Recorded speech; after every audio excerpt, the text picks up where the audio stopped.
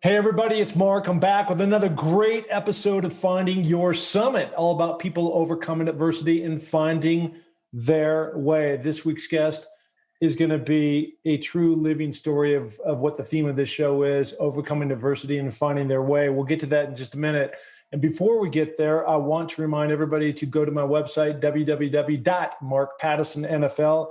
I've got Mount Everest coming up now in a few months. I launch on essentially March 31st. It's now recording this podcast on November 19th. This will probably air just about 3 months before I actually launch. So if you want to follow me up and down the mountain, you can do so with a really cool Garmin app. You can find that again on my Everest blog, which is on my website I just mentioned. You can check that out. As always, I appreciate the love. We are rounding third base in terms of having 100,000 downloads. We've got so many inspirational people like the person I'm going to talk to today. Please go in, give it a ratings and review. It really does help. It helps elevate the visibility over on iTunes. So a little bit of love goes a long way. And I'm very grateful for all you guys that continue to follow the journey and all these amazing stories that I continue to share and listen to and communicate with. And finally, we continue to raise money for a project. I've partnered up with Higher Ground. It's called Amelia's Everest Lotse Challenge. We all know that I'm going to attack Everest, which I just mentioned, but also when I come back down to 26,000 feet, the death zone, I'm going to go back up and try to summit Lotse, the fourth highest mountain in the world, and come down. No NFL player has ever done that, and I'm hoping to become the first. But more importantly, is raise money for this wonderful organization to help people like my daughter, Amelia, who have epilepsy, in this case, many warriors who come through, military people who come through Higher Ground, have cognitive issues and are amputees and things like that. So it's a great cause. It's a great organization. And if you care to donate, go over to, again, my website. You can see the philanthropy tab, and the thermometer keeps on growing. We've raised now over 20 grand. I'm really excited about that. We've also partnered with the NFL, who is going to be making a social justice grant. So totally fired up about that. Okay, let's get on to the podcast. This is an amazing story, and it's a really amazing story about somebody overcoming some extremely difficult challenges in their life. They had every single reason to give up. They didn't. They went forward, have become very successful in life, and now are paying it forward. And that, to me, is really what life is all about. So let me introduce Dung Duong. Dung, how you doing? Oh, hopefully I can make your enthusiasm good, Mark. Oh man, I'm so jacked up. Again, stories like this, I mean, my sense is, and I'm going to get into the story and how you got there and everything, but there's no question that you see the world with the jar, the cup, whatever analogy you want to see as half full, not half empty. Where did you develop that? I think in life, it's one of those things where, having gone through some experience I've gone through, you develop a little bit of resiliency. You develop a little bit of perseverance through any sort of obstacle. And when you've had to go through so many obstacles, you don't look at it as obstacles anymore. It's just another part of life. And in doing so, you always have to look forward and not try to think about all the obstacles in front of you. Just move forward and try to do better every day. And I think hopefully that's what I try to do, and that's hopefully what the book tells people. Yeah, and something else that you've done really well at is, and we're going to get back to this word later, so I don't want to spend any time on it right now, but I'll just share this, that I think when people have your kind of mental outlook on life, and you just see the best in people and trying to do the right things, you also have this thing called perspective, which helps you put your situation in perspective to others who maybe aren't as fortunate as you, and some of your life experiences help you have that sort of attitude of gratitude, which goes a long way. It's infectious too when people hear your story. So let's go back when you're just a little kid, and the first 3 days you couldn't open your eyes, and they didn't know what they were going to do with you. But give it to us. The backdrop was you grew up in Vietnam under some very difficult circumstances. So take us through it. So my birthday was actually the day before my mom's doctor had to leave the country. So I was born after the war. So one of the things that happened was that when obviously communism took over, the war ended, the foreigners had to leave, right? And certainly there was the April 30th, which is when you see all the footage about the Vietnam War, where people climbing buildings and getting on the helicopters and being flown out, and then helicopters being pushed over the decks of these ships that make room for people. That was in April. I was born in October, and that was the last day for my mom's French doctor to leave. So I was born a little bit premature, probably a month or so earlier than expected. So when that happened, certainly, I didn't have hair, I didn't have fingernails, and my eyes didn't open.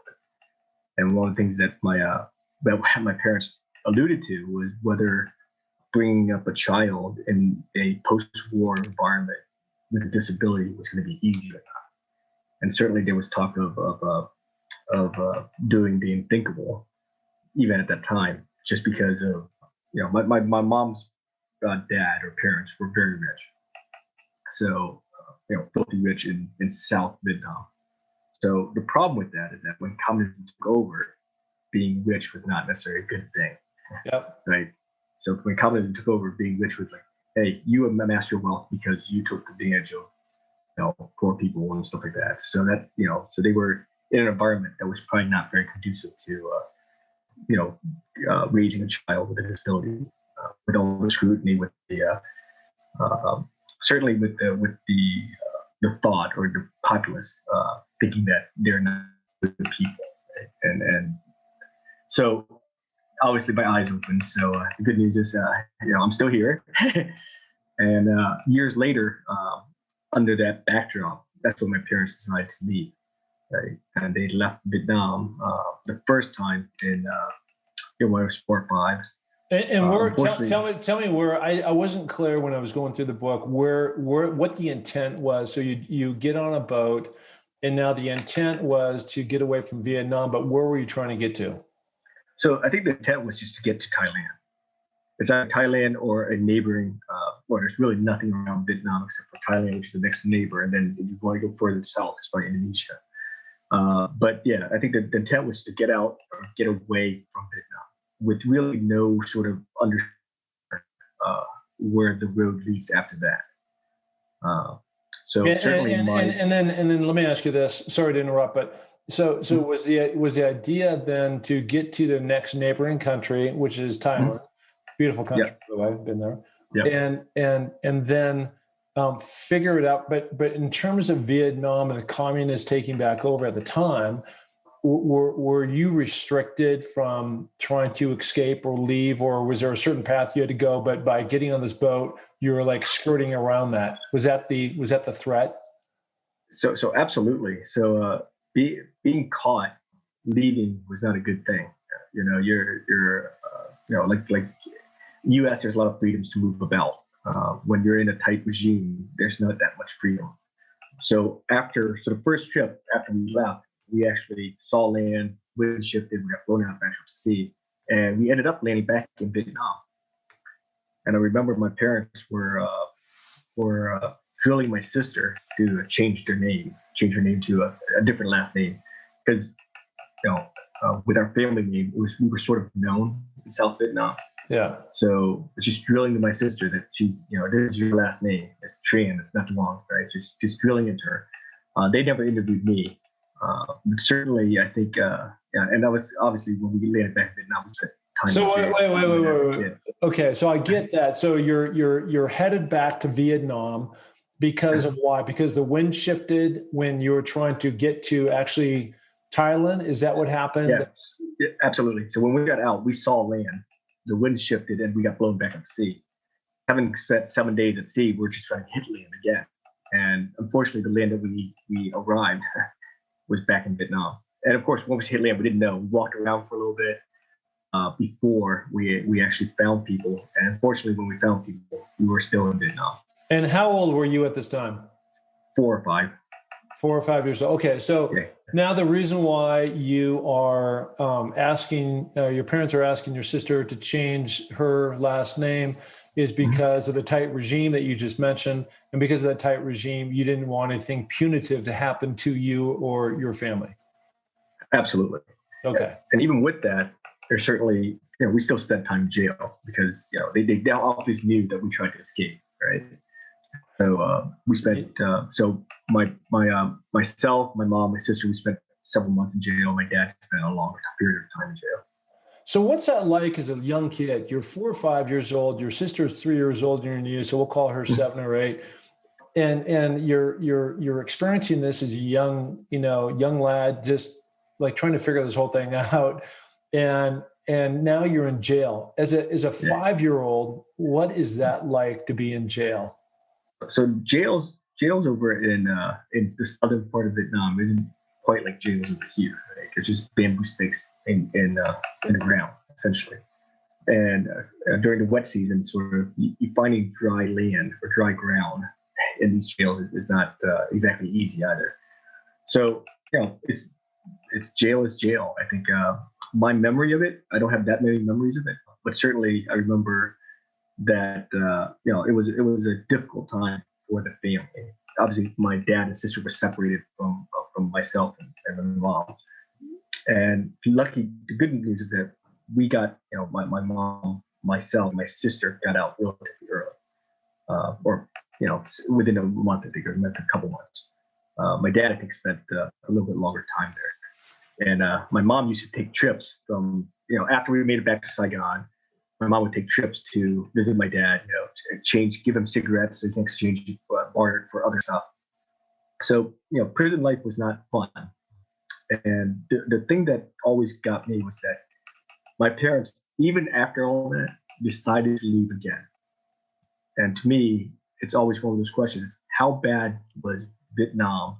How bad was the situation that they tried it out, literally stared death in the face, and then spent time in jail, spent time literally having death on that first trip, and then making that same decision again for the whole family to leave.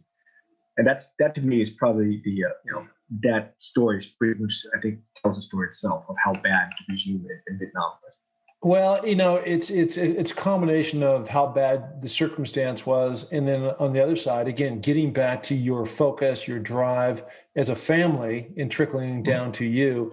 You got to have this relentless drive in you to keep showing up and taking those kind of risks, just knowing that you have such a strong conviction that if you can make it, even though there's a lot of uncertainty, you got to believe that, something's better for you on the other side. Okay, so let's go. Now you're going to escape again and walk me through that. So we left again, and this time was much less eventful trip in that the only thing that happened was we got parted multiple times before we actually hit the beach of Thailand. So once we hit the beach of Thailand. Wait. You said, did I hear you right? You just said you pirates raided your boat? Yes. Okay, so what's a pirate like? And I'm picturing like right now in the kind of modern day down in Somalia where these guys in these little skiffs come, firing out and try to board and take over. And what was that like? So definitely we were boarded. I certainly don't remember the exact circumstances. The few memories I have of being pirated was I had this shirt on, and my grandparents or my grandmother, they made their fortune off textile. So they had sewn and inlaid the collar just gold. And we were trying to sneak gold everywhere we go. Right? So we have this collar gold, and I didn't realize it was gold at the time. I just remember the pirates boarded us, and they just somehow during the struggle, my shirt got ripped off. And I remember falling overboard. And when I fell overboard, it just made a whoop noise and just went under, which is, to me, probably the only reason I remember it so vividly is because it was just a strange way for a shirt to just go under like that. Yeah. And obviously my parents later told me the collar was full of gold. That's why it was heavy and just went straight into the water. But yeah, we were parted a couple times. And even after we landed on the beach of Thailand, pretty much by the time we landed on the beach of Thailand, all I had left were pajamas. Like all the possessions were essentially gone at that point. Yeah. So you're going from, as you've described, you're going from a situation where your grandparents were very wealthy, which trickled down probably to your parents at some level. And now when you decide to escape, what goes into all this too is like, how do you transfer money out? Probably in those days you didn't. And so you're You literally didn't. living with the shirt on your back, and now your shirt's gone. And so Literally, the shirt's gone. Yes. yeah, literally the shirt's gone. So now, okay, so now you're in Thailand. You've made it. It's a big victory. But now you're asking the question, now what? Now, no, what was the next thing? So police came, took us to the police station, and they at the time, because we left, it was only 4 or 5 years after the war, so they didn't even know what to do with us. So we slept outside the police station, literally almost several days, sleeping in the cars at night, waiting for something to happen. And finally, news came out. The good news is that the boat stuck together. Like all the people in the boats were stuck together. We were a mass of homeless people, but at least we all knew each other, and they would give us food. So after that, we went from refugee camp to refugee. They took us to a refugee camp in Thailand and another one, and then we went to the refugee system before seeking asylum to various countries, and obviously the U.S. was one of them. So you are essentially, even though you've made it and that's great, banded together, you're still all homeless. So now you're experiencing that. So as a young kid, you're escaping communism, you're on a boat, there's pirates, you've been in jail, now you're homeless. Now you're going to all these different refugee camps. It's insane. How did you guys ultimately then get to the US? So my parents, my grandparents, siblings, or my mom's siblings, were all uncles studied in the U.S. and eventually became a fairly famous doctor in Virginia. We had another uncle in Belgium, another uncle in France, and my dad's sister, also younger sister, made it to the U.S. as well. So they helped us with the asylum process, and eventually we got granted permission and got into the U.S. So how old are you now when you get into the U.S.? So we didn't get to U.S. till six and a half.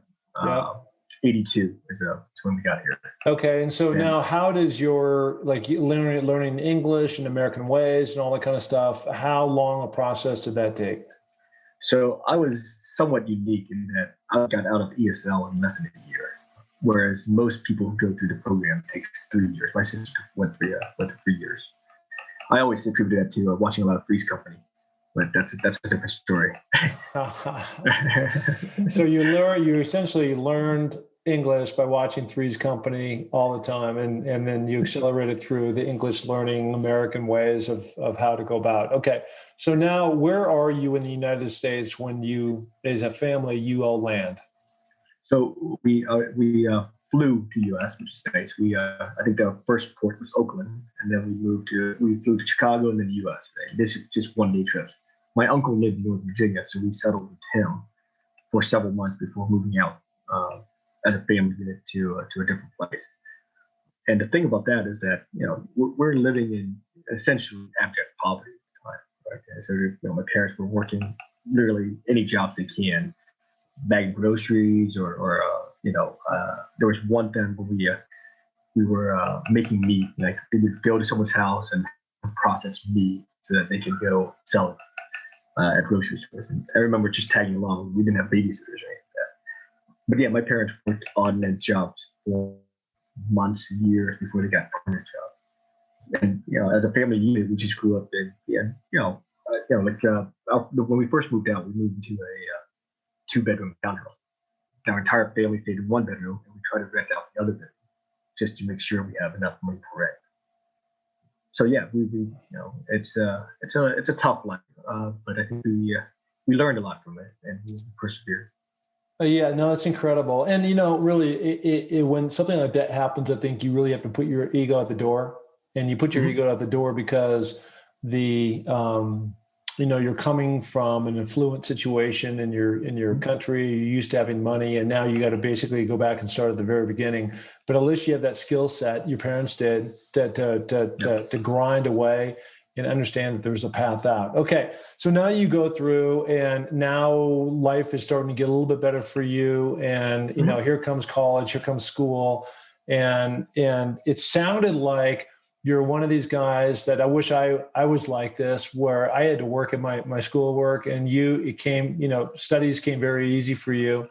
And so you could essentially be out doing kind of whatever you want to do, hanging out with your buddies, kind of not work that hard to get the best grades? So I think in high school it was a little bit more difficult. I went to Thomas Jefferson High School for science. Not to pitch Thomas Jefferson, but it's probably one of the best high schools I've ever been to. Actually, I've only been to one. I've seen my sister's high school. Yeah. Thomas Jefferson's really good. But during those days, I was no longer the top student. There was a lot of really good students there. And even at the time, we couldn't afford to do anything. So hanging out with friends I couldn't really hang out with anyone just because we couldn't afford it. I didn't have a car. I didn't have means to stay after, right, like that. So I didn't really socially blossom until I got to college, where now I'm in Indiana by myself with studies and some sort of freedom. And at that point, obviously, I was a little more social. Joined a fraternity, was president of multiple clubs, built a constitution for another club. So at Rose is really where I took off as, academics was easier for me. Yeah. So I did have time to go, play all the intramural sports, socialize with my friends a lot more. So those were the fun times. Yeah, that was more or less my experience in college. It's just like hanging out with great buddies and intramural and fraternity and girls, and those are just the things that you're exposed to when you get out of high school. Okay, I'll mention one thing though. Except for Rose, my freshman year at Rose, there was only 8 consortium women. So it turns out that I should have read fine print for Rose, but it was an all-male school. And the first year was 8 consortium women. It wasn't until my sophomore year. I think it was 100 some odd girls my sophomore year.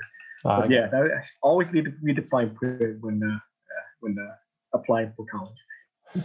So one of the things that you've mentioned several times in your book called Shifting Optics, A Life in Perspective, is that you've been very fortunate over your life to be in the right place at the right time in terms of jobs. So I want to move on from college and things that went on there and move into just opportunities that you've had, which have then led you to where you stand today. You've started some companies, so you're very entrepreneurial. You've invested in companies and you're giving back. What was that first company experience where you were starting to make some money and some good events happen for you that put you in a position to really see opportunities and then, sink your teeth into those and make those companies into something great? So when I first got to Austin, I was recruited by a guy named Steve Dart. He's hired multiple Rhodes graduates. And I was only going to come down to Austin for 3 months because I had gotten accepted to a PhD program at the Optical Science Center in the University of Arizona. So I came down, and at the time I was living with 3 girls and partying a lot down in 6th Street in Austin. And I decided and the company was doing really well. They helped me. I quickly became the principal optics person. So doing very well from a professional standpoint. I was having a lot of fun socially. So I decided to forego my PhD and really stay in Austin. All the while, really living the old metaphor, old thing of live like a pauper for 5 years and live like a king the rest of your life. So I was saving everything. I wasn't spending much money, even though I went down to 6th Street to play. I really wasn't spending much money. I had roommates, so my rent was $300 a month. So it's very little. So I didn't. But the nice thing is, professionally, I really developed some really great engineers. That a cocky little kid with pretty good understanding of the physics and the theory behind it. But I had a lot of good mentors to really ground me and really take my talents and really say, hey, you gotta have the wisdom behind the talents to really make it successful. And so doing that all that really helped me later in life when I did start my own company. And then obviously started my first company, I failed, and then the second company did a little bit better. And we were finally able to sell it or liquidate it and then have some funds for that to invest. Yep. You mentioned you've been down on Sand Hill Road. That's the famous venture capitalist. I've been down there as well, pitching companies. Yeah. And that is an intimidating experience. You got all these very famous venture capital people that literally sit on this road called Sand Hill. And you just essentially go from door to door to door. And all these guys are wicked smart and challenge you. Yeah. And it's a grind when you go through that. So it was interesting to see that you'd done that. You now are in a position, in your life where you're happily married, you've got a great woman behind you, and she's got a charity. Mhm. But in terms of your kids, you're somebody who went through the ultimate struggle to make it, finding your summit, overcoming adversity and finding your way, and you did. And my kids, by the way, they've had it a lot better than I had it growing up, and I had it great, but it's just a different experience. And so how do you share that kind of wisdom to your kids? It sounds like they've got a pretty good life, and they deserve a good life because you want a good life, right? You're not going to make them go back and kind of throw them in jail, of course. I might. You might. Behaving Okay. very well. I understand. But, like how do we as people, how do you communicate that as parents, back to our kids and get them to like understand the struggle when there's not really a struggle in there? Well, that's exactly why I wrote the book in the first place. It's really for my kids, and that's exactly what my wife started the Perspective Charity. Both are trying to give my children a perspective on life that I think they may not get from their daily life. Right? They're in a gated community. They're never going to struggle as I did. I hope. Who knows what life means? And their problems won't necessarily be germane to mine. So one of the things I was hoping for with the book is I have a lot of subtle teaching points throughout, trying to ground them. This is where you came from, right? Your dad was homeless, right? It's not one of those things where things were easy. And I haven't let them read the book yet, and I probably won't let them read the book till they're in their teens or mid-teens. But I sort of wrote this book so that to give them perspective, or to give them an idea an understanding of where they came from, and hopefully when they're doing their own struggles or going through their own problems, be able to look back and say, this is how dad dealt with something. This is how dad, went through it. And these are the problems that dad had to go through to overcome to work today. And hopefully just give them a slightly different perspective on their own struggles.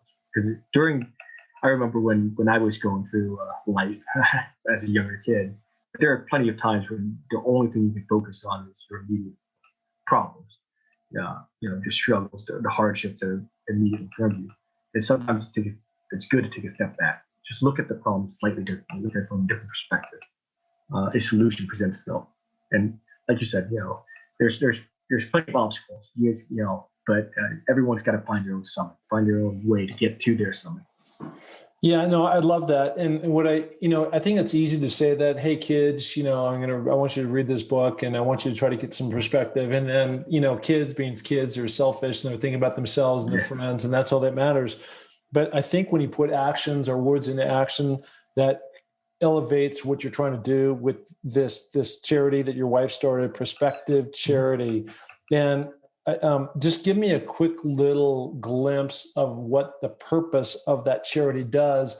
And then I think it's so awesome that because you've got this momentum going with that charity, and by implementing your kids and having them go experience some of this, what other people struggle with, then it gets back to that word perspective. And it's just not words, it's actually seeing this in real life.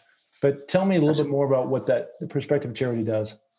Absolutely. And I certainly don't want to steal her thunder, but so the Perspective Charity's goal is to essentially have affluent family or Asian, family from wealthier nations provide scholarships to families in third world nations where they have less.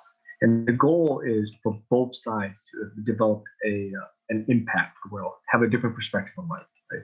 So obviously for the third world children, they get to have an education. They get to experience a life that they may not otherwise have the opportunity to. And I can probably tell a story behind that, actually, that gives a little more. We had this one child in Vietnam, and this happened this past year, where the second best student in her class, she was definitely on her way to getting the scholarship from Perspective Charity, right? Because of COVID, we weren't able to give out the scholarship in a timely manner, right? We should say. And her parents, from an impoverished sort of region of Vietnam did not let her take the national test. So in Vietnam, you're supposed to take the national test before you go to next grade. But her parents didn't even let her take the test because they could not afford the education fees. And the education fees is like nothing. It's like buying a uniform or books, essentially. There's not, there's not a fee to go into a public school. You have to have the books and you have to have the uniform. And because of that, she won't be in school next year. And we can't give her a scholarship unless she's in school. So it's one of those things where, the small amount of money, it was like $80 per year for these students. The parents couldn't provide and had to not let her take a test because they didn't want to disappoint her when they couldn't afford school next year. So that's a heartbreak over there. So I look at it on the other side where I see my kids, right, have all the opportunities in the world, and they don't appreciate sort of the little things that they get. They get toys, they get iPads, and the goal is for the children over here to interact with the children over there, and both of them develop a sense of purpose. Hopefully that my kids can see, well, this, you should appreciate what you have, and not only appreciate what you have the resources to do better, to make an impact that is much more than yourself into your community. And the goal is to both children, both sides, can make an impact for the world. So hopefully, more affluent kids can use their resources wisely and not be so self-centered and materialistic, and use that to make the world slightly better. And the same thing in the third world countries, is that those kids get an education that they themselves can contribute back to society. So that's the goal and that's the hope. And I know she's just starting out, and she's trying to develop all the protocols. There's already been just really heartbreaking stories like the one we just encountered. And she's hoping to put in the right protocol to address all these issues that will come up. Yeah. Well, I mean, look, what a great life lesson for your own kids. And it's a great life lesson for all kids who get involved in this program. I love it. I love it. So I want to go back to the book, Shifting Optics, A Life in Perspective. It's a great read. It's a fun read too. Where can people find your book? Well, Amazon is probably the easiest way to get to my book. Okay, that's great. And I will promote this on the show notes, of course. And again, it's been really amazing talking to you. And I just love talking and hearing success stories, and the people who had to work their way up and overcome things, and really are trying to do things were for the betterment of mankind. It's just what life should be about, and everybody should be involved. So thank you for your service, and thank you for doing all that you do, and for overcoming those things, and being, part of why this world actually works, and bringing positivity to everybody. Yeah. Well, hopefully, if nothing else, reading my book, hopefully get some jokes in there, see a little bit of my personality. But most importantly, if you get nothing from this, hopefully just go out and do something. Just more than for yourself, right? Just do something for others. Do something that's good for the world. You don't have to solve a big problem with that. Just be kind to your neighbor. Doing something that's more outside your norm, that does something good for people around you. Love that. Love that. All right, there he is, Dung Duong. Thank you so much for being on the show. Good luck with the book, and carry on. Keep doing what you're doing. Thanks a lot, Mark. All right, buddy.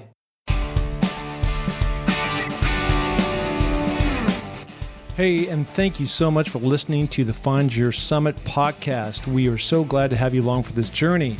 And if you enjoy the show, please tell a friend, share it on iTunes, spread it to the planet. We're looking to broadcast this to every person that is out there, because, as you know, everybody has their own summit that they're going after.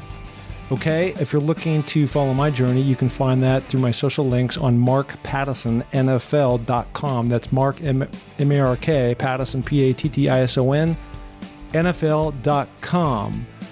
So, until the next podcast, just remember, clear eyes, full hearts, and remember, it takes a little more to make a champion, so make it happen. Thank you. Bye.